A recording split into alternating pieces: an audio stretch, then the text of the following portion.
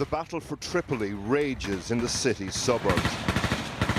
Libyan government militia fight it out street by street with forces loyal to general-turned-warlord Khalifa Haftar. But tonight, Channel 4 News can reveal that both sides are committing human rights abuses against some of the most vulnerable people in the country. Thousands of African migrants stuck in detention centres, now on the front line. Also, for the first time, a remarkable admission from the very top of the European Union that the current policy of sending people back to Libya, a reaction to the migrant crisis at its peak, is inconsistent. It's a contradiction. It is a contradiction. Do you acknowledge that? Yes. These African migrants and refugees were caught at sea trying to make it to Europe. In the Kasha bin Gasha Detention Centre, Tripoli crossed arms and appealed for freedom. They are some of an estimated 6,000 detainees imprisoned in a network of Libyan government-run detention centres.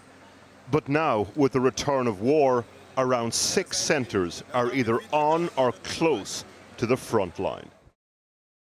This detention centre is situated in a contested area close to the Tripoli International Airport. And this is the shocking story of what happened here 3 weeks ago. On the 23rd of April, a jeep load of General Haftar's militia turned up here. The people being detained, mostly Eritrean Christians. They were praying together in the yard at the time. What happened next, all captured on camera phones.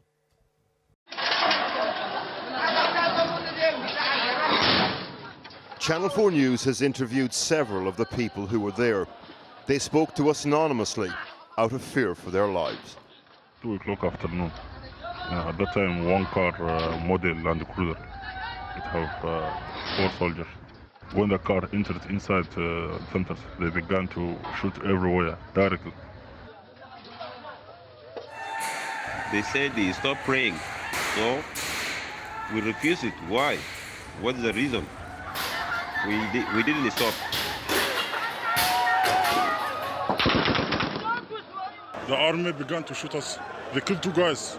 Many people, more than 30 people are injured by directly shooting shells. Some refugees and migrants start throwing stones in self-defense, so the hangar they're in is targeted directly. From 2 o'clock until 4:30 evening, they are shooting us. Then more Haftar forces turn up, this time with heavy weaponry, including a tank. Our sources in Libya have confirmed that at least 14 people, including 11 children, were shot and injured in the incident. 2 more were killed that we know of. Others are still missing. We need help. There's no rule at all. You just die as a dog, you just go like that. But abuse of detained migrants is not confined to one side. Channel 4 News has obtained evidence that shows that government forces who control many of these detention centres are press-ganging migrants to work on the front line, effectively as slave labour.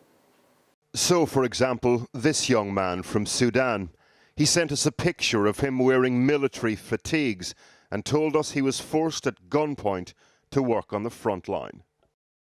The soldiers give us military uniform. I told them to return me back to the detention center, but they refused. And while I was complaining, one of the soldiers pointed a gun at my head, and I watched a military ambulance, which was full of soldiers' blood who were killed in the war front. In another case, this man in his 20s from Sudan told us he was taken from the detention centre and forced to fight. The modern-day slave, a soldier. They give 3 AK-47, then 2. They give one of them RPG. So we are in the front line. They took us to the front line. Before, they don't even ask you which you. We are not a soldier before. But responsibility also lies beyond Libya's borders. Most detainees were intercepted at sea by the Libyan Coast Guard while trying to reach Europe. And the Libyan Coast Guard is trained and equipped by the European Union. In other words, the EU facilitates the transport of migrants to places like the Casa bin Gasha detention centre. Dimitris Avramopoulos is the European Commissioner with overall responsibility for migration issues. How would you describe conditions in the Libyan detention centres? Dire. It's a disgrace for the whole world. At the moment, the European Union are funding the Libyan Coast Guard to, in effect, transport refugees and migrants to the centres you think should be shut down. Do you acknowledge the sort of dark irony of that? That seems to me a sort of a split personality. It's a contradiction. In terms of policy. It is a contradiction. Do you acknowledge that? Yes. It is an irony, also in my eyes, but I can tell you that our interlocutors on the ground are not the ones who run the detention centres, but IOM and UNHCR. The International Organization for Migration, the UNHCR, tries at least to monitor conditions in detention centres on the ground. But as the Libyan conflict re-escalates, this is becoming more difficult. Last word goes to a 17-year-old called Emmanuel, who escaped from Casa bin Gasha, along with others now holed up in a bombed-out building in Tripoli. He sent us this message from the darkest corner of the migration crisis. At this moment we are very hungry, we are very thirsty. Most of members in our group is very sick. But no one can help us. So what shall we do? What shall we do? With me now is San Shrikanthan, who's Executive Director of the International Rescue Committee UK. What is your reaction to what you've just seen? I'm appalled, and the last footage you saw of that boy is really a story that's playing out all across Libya. The International Rescue Committee, which is providing health services across Libya in spite of the conflict, we're seeing children get malnourished in these centres, come out and get treatment from us, and then go back to get malnourished again. The entire system isn't working for the most vulnerable. And what of what the EU Commissioner told Porrick, that in a way he admitted the contradiction, that the EU was enabling some of this? Well, Europe is pushing all the wrong buttons. So there is no search and rescue capability to save lives. And as you reported, up to 70 people died off Tunis as a result. So you want that brought back, that intervention? Yes, absolutely. We need to bring that back. That's part of the solution, I think. The funding of the detention centres is another problem when those detention centres don't respect human rights or provide basic food and healthcare needs, and we're working around them. And we don't want a blame game, we want a solution.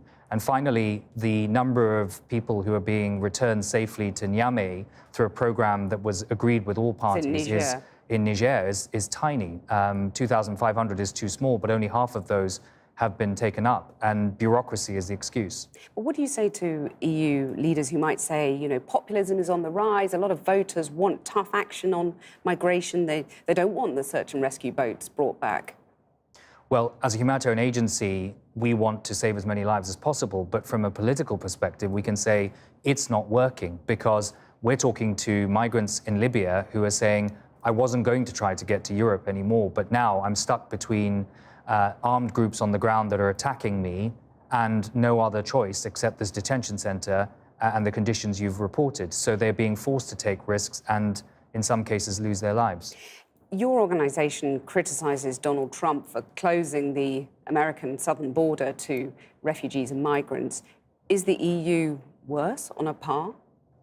Well, our position is that refugees are fleeing persecution and conflict, and they need to be given due consideration. At the moment, the policy that's coming from Europe isn't distinguishing between who's coming for other reasons and who's coming out of genuine fear of persecution. But we can say the vast majority in Libya are in urgent need of more help than they're currently getting in Libya, and they're also being prevented in the worst possible way from seeking safety in Europe.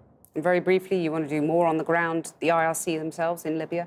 As I said, the International Rescue Committee is already providing healthcare services. We could do a lot more if we had the access, and the conflict has made this worse. The issue is that not only can we not get access, but also all humanitarian assistance is just trying to preserve life for as long as possible. What we really need to see is an end to this conflict. Sanj Srikanthan, thank you very much.